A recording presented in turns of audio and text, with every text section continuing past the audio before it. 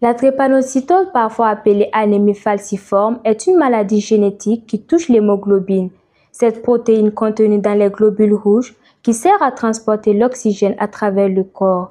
Elle se manifeste par des signes variés comme l'anémie aiguë ou chronique, une grande sensibilité aux infections, des crises douloureuses.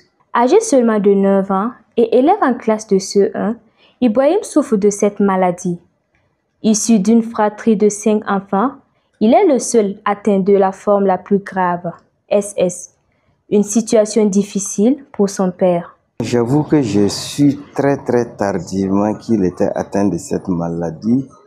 C'est dû à des maladies répétitives et que j'ai un ami qui est docteur aussi à Yalgado qui m'a demandé un jour de voir une pédiatre qui va le suivre. Donc c'est ainsi qu'on est allé aux urgences pédiatriques. On a rencontré docteur Sanou qui m'a demandé des examens. C'est à l'issue de ces examens qu'on a détecté que vraiment l'enfant était drépanocytaire. Découverte il y a 2 ans de cela, cette maladie entraîne des complications sur la santé du petit Ibrahim. Un véritable problème qui affecte également sa vie sociale et ses études. Ça le fatigue parce qu'il n'arrive pas à se concentrer en classe. Il n'arrive pas parce qu'il sent toujours la fatigue. Il a souvent des malaises. Donc toujours il faut qu'il rentre. Il ne peut pas suivre les cours régulièrement comme ça. Ça peut venir du ventre, des jambes, des membres supérieurs.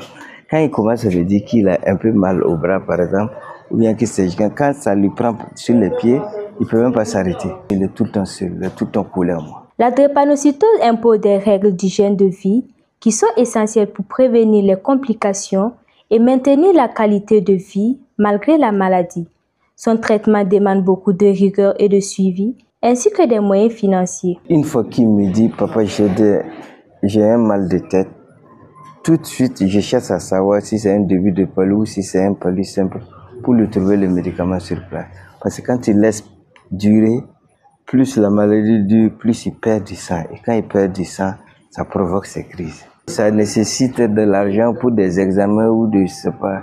Monsieur Traoré regrette de s'être engagé dans le mariage sans avoir fait au préalable des examens d'électrophorèse. Il aurait pu éviter cette maladie pesante, aussi bien pour l'enfant que pour la famille. Si j'avais su que sa maman était AS comme moi, je ne vous cache pas, on ne serait pas ensemble.